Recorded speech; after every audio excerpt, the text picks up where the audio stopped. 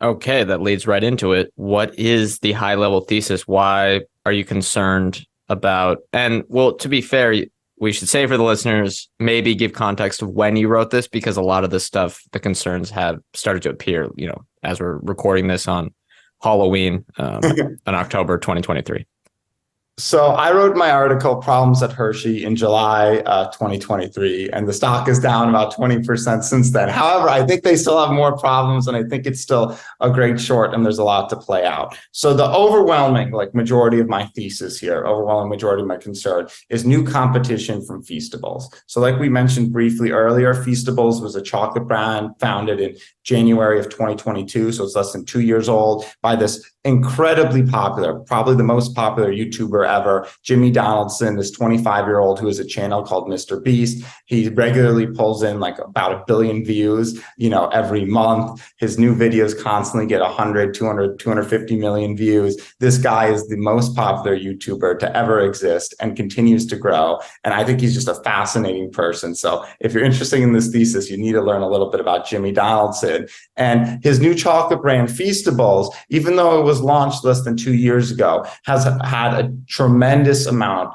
of traction. They're in every Walmart and Target, and oftentimes they're placed right next to Hershey's. And he's made it clear that they're going to be competing directly with Hershey's. He's directly attacking Hershey's. And my idea is that this company is going to start taking share from Hershey's and start taking small share, and then we'll take bigger share over time and make a major dent in their profits, which will, cause the earnings multiple to come down. And I think this upstart company that no one really seems to be talking of or is aware of is going to have making a dent in Hershey's. And that seems to a lot of people to be a little ridiculous. Will a company that's less than 2 years old unseat a 130-year-old company? Will a 25-year-old entrepreneur with limited experience, outmaneuver a $40 billion company? And even if Feastables turns out to be a big success, how big of an effect could this have on the Hershey's business? And in response to my article, there was a lot of criticism from traditional Wall Street types.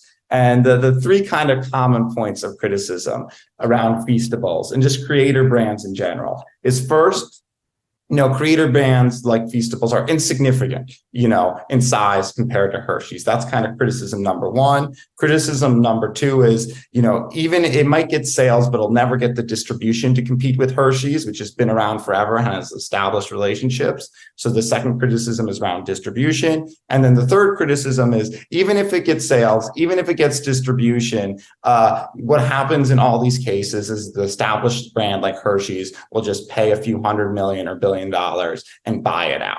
So those are the three big criticisms on why Feastables will not make a dent in Hershey's. And I thought it would be useful in this podcast to maybe go point by point and address those criticisms.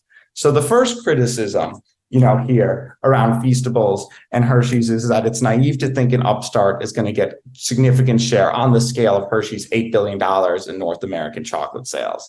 And the common things people like to post on Twitter is this screenshot from this May 2022 Business Insider article that Feastables did $10 million of sales in its first 3 months of operation. And people post that article and are like, Edwin's so stupid. It's doing $10 million of sales and Hershey's is doing $10 billion of sales. How could that possibly make an impact? And I don't think people realize they're kind of making my point when they post that article, because it is true, when Feastables first launched in its first 3 months of operation strictly online, it did about $10 million in sales, according to this Business Insider article, which is about a $40 million annual run rate. But now in year two, the sales, as far as I can tell, are about 10 times larger. I think Feastables is ballpark here, a $300 to $500 million a year business for this year, 2023, and it's growing rapidly. And the evidence for Feastables being that big, it's kind of tough to parse because it's not a publicly traded company. They don't have financials, but in a September All-In podcast,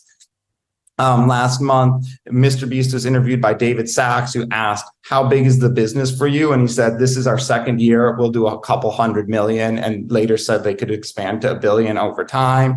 And in a July interview, Mr. Beast manager Reed Dusher said, we're not sure how Hershey's can compete with us seasonally, but Halloween is going to be big for us. We think October can be $100 or $200 million in a single month. So if they're saying that we're doing a few $100 million this year, we might do $100 or $200 million in Halloween alone, that kind of gives this idea that Feastables is a ballpark $300 to $500 million a year business this year, which, isn't as big as Hershey's with $80 billion in North American chocolate sales, but is big enough to maybe create a dent. And if it's growing 10x from year one, 2022 to year two, 2023, how big is it going to be next year? And will it cause a bigger dent in Hershey's next year? Number two is around distribution. People say it's easy for a creator to create an upstart brand, but it's tough. You can get a few sales online. It's tough to get actual distribution. What I'd highlight is that, every Walmart at the end of last year was carrying Feastables. By July of this year, Target announced that it was Feastables was in every Target. In almost every 7-Eleven I've been in, I've been able to find Feastables. On one of their recent websites, Feastables had an event with Shopify, like a live event, like around getting Feastables in New York City. And on that website, Feastables said it was in over 18,000 stores already. So, there's 4,700 Walmarts in the US, there's 2,000 Targets, there's about 9,500 7-Elevens. So even if you assume they're in all of those, it's about 16,000 stores. Then they're in over 2,000 other stores. And Mr. Beast has said in some podcasts, they hope to be around 40,000 stores by year end. So they're getting tremendous distribution. And I would say if you're a Hershey's investor, go into any Walmart, go into any Target, and you'll see in the candy aisle, there's tons of Hershey's, and right next to the Hershey's in like equally prominent placement, maybe not with like as much shelf space, but on the same shelf, there's Feastable bars. And of course that, is going to impact Hershey's losing a little bit of shelf space and giving consumers new options, especially when Hershey's hasn't had like any real chocolate competition in over 100 years. So they're oftentimes having some of the best placement within like the biggest retailers. And I've bought Feastables on a lot of different occasions in a lot of different stores. And I always just go get a Feastables bar and talk to the cashier and say is this popular? Is it good? I don't know. And every time they're like, yeah, we're seeing a ton of it. It's selling out. We need to restock it. It's more popular than Hershey's. It's definitely a thing that even the cashiers are aware of is really popular and is just kind of taking over. So point number one, it's not as big as Hershey's yet, but it's significant. $300 to $500 million ballpark in sales, which is obviously going to make somewhat of a dent to Hershey's $8 billion, especially if they're on the same distribution shelves, placed right next to Hershey's, and is an option for a parent with an 8-year-old kid. Instead of buying the Hershey's bar, I'm going to buy you a Feastables bar because I hear about Mr. Beast all the time. And then the final point people like to make is, I've seen this story play out. Some creator starts a brand and then it starts to grow. And then even if it gets the sales, even if it gets distribution, if they're lucky 5 or 6 years down the road, the bigger brand with bigger distribution is going to come in and acquire them for 500 million or $1 billion.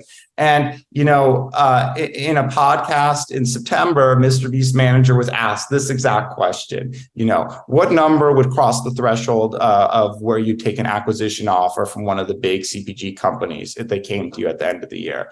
And Mr. Beast manager, who runs his chocolate company, said, I don't think we would take a multi-billion-dollar acquisition right now. There's just too much upside in the business. The opportunity for us is just way too big to even look at an acquisition offer right now. For us, we haven't even rounded first base yet to what this business opportunity is. And when you take these three kind of points together, to me, it's fascinating. It's a compelling argument that Hershey's could be affected by this. If Feastables, this year does 400 million, but next year, given it grew 10x since last year, next year it doubles to 800 million. I mean, that's 10% of Hershey's business. Now, obviously, I don't think, every sale from Feastables is taking a sale from Hershey's 1 for 1. But I do think it's taking some sales. It might be creating some new market by getting new chocolate consumers, but it's definitely taking some sales from Hershey's, especially if it's taking retail space from Hershey's and is placed right next to Hershey's and is going after kids and the parents of kids and is releasing Halloween bags. So you buy it for Halloween. Feastables has also said that in early of next year, right now they just do chocolate bars. In early next year, they want to release like a Reese's peanut butter cup competitor. And we don't know what that'll look like, but that's another direct competition with Hershey's. If it's doing 800 million next year, which I don't think is a stretch at all, let's say half of it is taking share from Hershey's, then that's a 5% volume decline. And that's significant. And it's going to continue to grow and grow over time. And it's something the market, as far as I can tell, has not priced in at all.